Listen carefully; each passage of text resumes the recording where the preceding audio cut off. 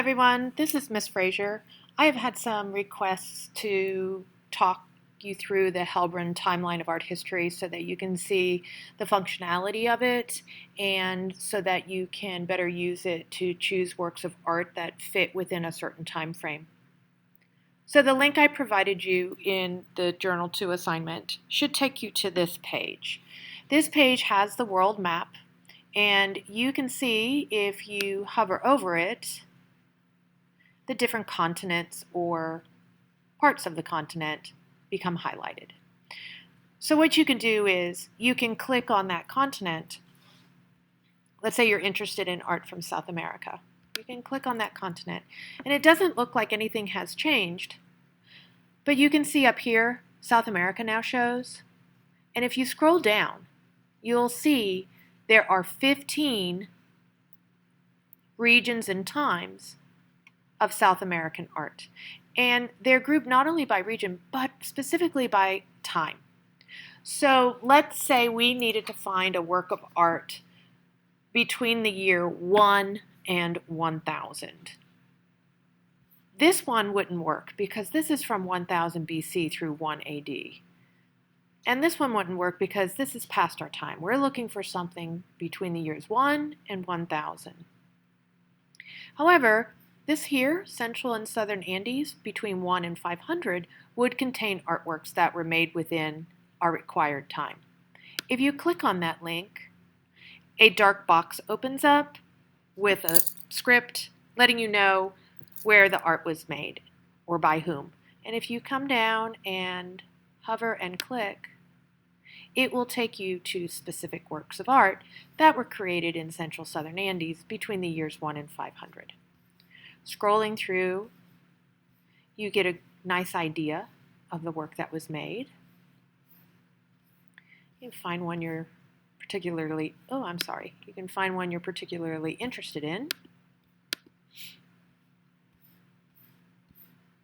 and click on it.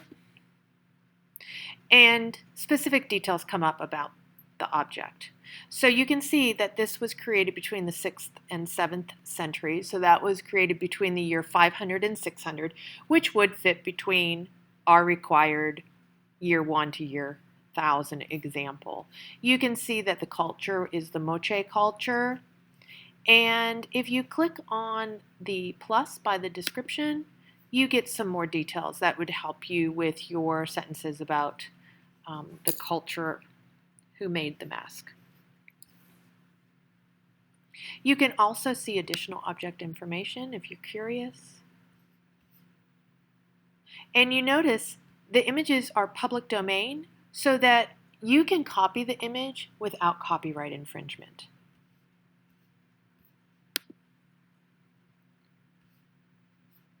Here's more object details.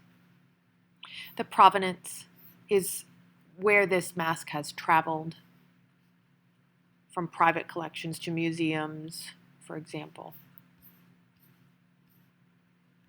And you can just use your back. You can close that window when you're done, and then use your back button to come back to that specific region and time, to come back to the list, and then you can scroll up to get back to the world map. Another way that you can look for art is that you can use this timeline. So if, for example, we needed to find art between the year 1 and 1000, if I hover here, this is between 1 and 500, and this is between 500 and 1000. So any art I find between these two areas would work for our example of finding art between 1 and 1000. Let's look at 500 to 1000 AD. If I click on that, again, you can see where this has changed. Scrolling down, there are 2 links in South America for art made during that time. But let's say I want to see artwork made between 500 and 1000 for the whole world. I can come up here and click all. And then I have artwork from 500 to 1000 for the entire globe. And you can see I have entries from around the world for that specific timeline. Let's look at Egypt. Again, coming down. And you can see Egyptian artwork made during that specific time. Okay. If you ever want to go back to the world map without using the back button, just hit chronology. And that clears your time period and your geographical region. So although I have not specifically required you to use this timeline for your 3rd, 4th, and 5th journal entries, it's really a fabulous resource for several reasons. It's organized either through geography or time, so you're sure to find a work of art based on what's required. The other thing, the images that are found there are public domain images, so you don't have to worry about copyright infringement. Enjoy!